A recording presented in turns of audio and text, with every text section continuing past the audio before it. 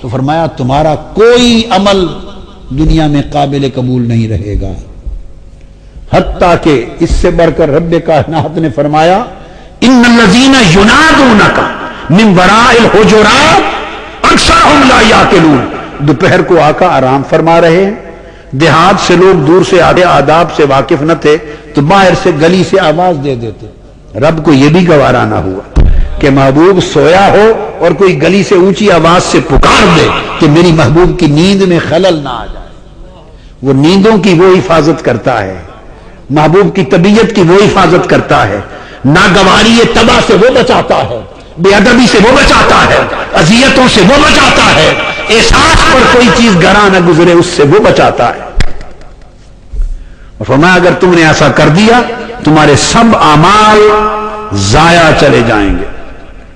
اور جو لوگ اللہ رسول کو تکلیف دیں، اذیت پہنچائیں، مخالفت کریں، دکھ دیں، فرمایا اولئک فی الاذلین۔ اللہ نے فرمایا قرآن میں سورہ مجادلہ وہ انتہائی کمینے لوگ، اللہ کے الفاظ ہیں، انتہائی کمینے لوگ ہیں۔ اب یہاں پہلے تو کہا تھا جہنم ہے، دوزخ ہے، لعنت ہے، اب کہا انسان ہی نہیں ہے، انسان ہی نہیں ہے۔ اور پھر جو تکلیف پہنچائے آقا علیہ الصلوۃ والسلام کو، اس کے جب اعمال ضبط کر دیے تو اعمال کس کے ضبط ہوتے ہیں؟ قرآن مجید میں سورہ بقرہ آیت نمبر 217 فرمایا وَمَن يَرْتَدِدْ مِنْكُمْ عَنْ دِينِهِ فَيَمُتْ وَهُوَ كَافِرٌ فَأُولَئِكَ حَبِطَتْ أَعْمَالُهُمْ۔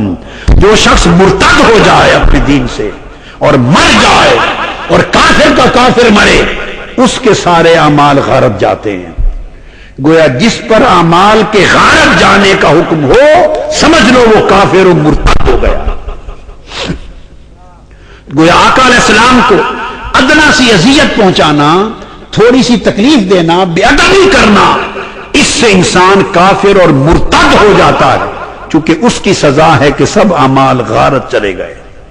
اور سورہ المائدہ کی آیت نمبر 5 میں فرمایا وَمَن يَكْفُرْ بِالْإِيمَانِ فَقَدْ حَبِطَ عَمَلُهُ۔ جو شخص کافر ہو جائے اسی کے اعمال غارت ہو جاتے ہیں۔ تو اللہ رب العزت نے آقا علیہ الصلوۃ والسلام کی اذیت کو، تکلیف کو، بے ادبی کو، سوء ادب کو کفر اور ارتداد اور سب ایمان اور اعمال کے غارت ہو جانے کا سبب قرار دیا۔ یہ تو ایک رخ ہے۔ جب آپ یہ جان چکے تو اب دیکھنا یہ ہے کہ تعلق، یہ تو آقا دو جہاں کی بات، اب جن کا ذکر ہے آیا انہیں اذیت حضور کو اذیت تھی یا نہ تھی؟ ان سے محبت حضور سے محبت تھی یا نہ تھی؟ ان کی خوشی حضور کی خوشی تھی یا نہ تھی؟ ان کی راحت جہاں آقا کی راحت تھی یا نہ تھی؟ اور انہیں تکلیف دینا حضور کو تکلیف تھی یا نہ تھی؟ اور چونکہ اعمال میں جنت سے بھی گئے، دوزخ کا حقدار بنے، لعنت ہوئی، اور اس کا سبب بھی یہ تھا کہ دیکھنا ہے کہ جن کو اذیت دی گئی یوم کربلا، یوم عاشورہ کربلا، وہ خود ساری جنت کے خود مالک و وارث بھی تھے یا نہ تھے؟ تو ایک بات جو بنیادی چیز بتانا چاہتا ہوں وہ سیدہ فاطمۃ الزہرا رضی اللہ تعالی عنہا، آقا علیہ السلام نے ارشاد فرمایا سیدہ کائنات حضرت فاطمۃ الزہرا رضی اللہ تعالی عنہا کے لیے، مسور بن مخرمہ روایت کرتے ہیں اور صحیح بخاری میں حدیث اور مسلم میں متفق ہے، فرمایا قال رسول اللہ صلی اللہ علیہ وسلم فاطمہ بدعۃ منی فمن اغضبها اغضبنی۔ میں اس ایک نقطے پر صرف توجہ دلا رہا ہوں، فاطمہ میری جان کے دو حصے فاطمہ میں ہیں، یہ معنی ہے بدعۃ منی، میری جان کے دو حصے فاطمہ میں ہیں۔ بدعہ یا بدعہ عربی زبان میں 3 سے 9 تک کے عدد کے لیے استعمال ہوتا ہے. 3 سے 9. اور قرآن مجید میں سورہ یوسف میں بھی اور سورہ روم میں بھی دونوں مقامات پر بدعہ کا لفظ 7 سالوں کے لیے آیا ہے. اختصار سے بات بتا رہا ہوں. 7 سالوں کے لیے بدع سنین 7 سال سورہ یوسف اور سورہ روم. تو قرآن میں استعمال بدعہ اور بدعہ کا 7 سال کے لیے. 10 کے یونٹ میں جب آپ 7 کو دیکھیں 3.5 1 تہائی اور 3.5 2 تہائی اور 3.5 9.5 بن گیا. تو 10 کی یونٹ میں اکائی میں بدعتن یا بدعتن یہ 10 میں سے 7 یہ 2 تہائی بنتا ہے. تو آقا نے فرمایا لوگو فاطمہ سے میرا تعلق یہ ہے کہ 2 تہائی جان میری فاطمہ میں ہے. اس لیے ومن اغضبہا اغضبنی، جس نے فاطمہ کو دکھ پہنچایا غضبناک کیا اس نے مجھے غضبناک کیا. بات وہی کر رہا تھا.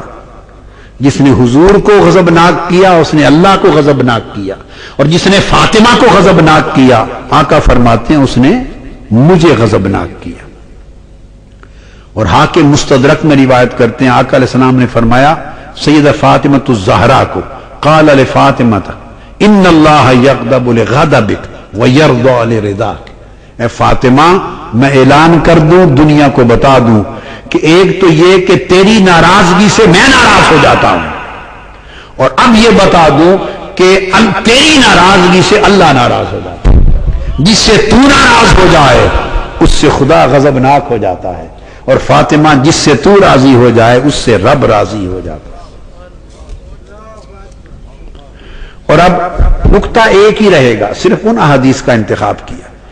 اور اب مسلم شریف میں حدیث ہے اور نسائی میں آقا علیہ السلام نے فرمایا دوسرا لفظ انما فاطمۃ بدعۃ منی یؤذینی ما آذاہا. یؤذینی ما فاطمہ میری جان ہے، میرا دل ہے، جو اس کو اذیت دے وہ مجھے اذیت دیتا ہے. اللہ نے کہا جو رسول کو اذیت دے وہ ملعون لعنتی جہنم کا ایندھن ہے، اور مصطفیٰ نے فرمایا جو فاطمہ کو اذیت دے وہ مجھے اذیت دیتا ہے، اور خدا نے کہا جو رسول کو اذیت دے وہ جہنم میں جلتا ہے، وہ مجھے اذیت دیتا ہے.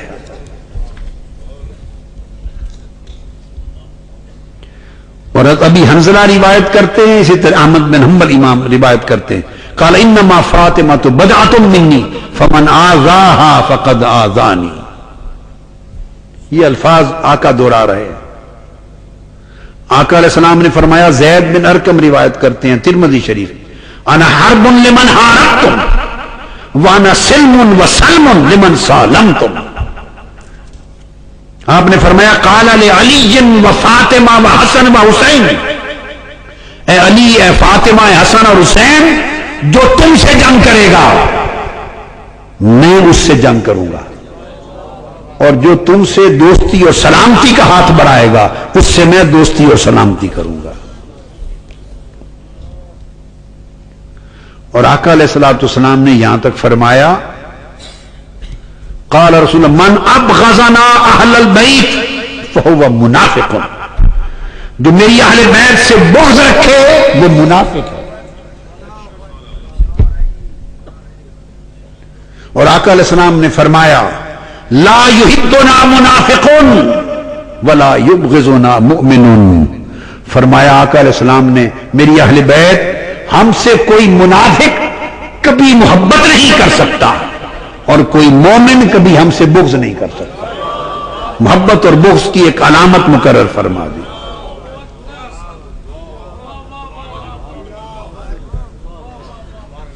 اور جابر بن عبداللہ انصاری میں بتا رہا ہوں انہیں اذیت دینے والا سیدہ فاطمہ الزہرا کو حسن و حسین کو حضور کے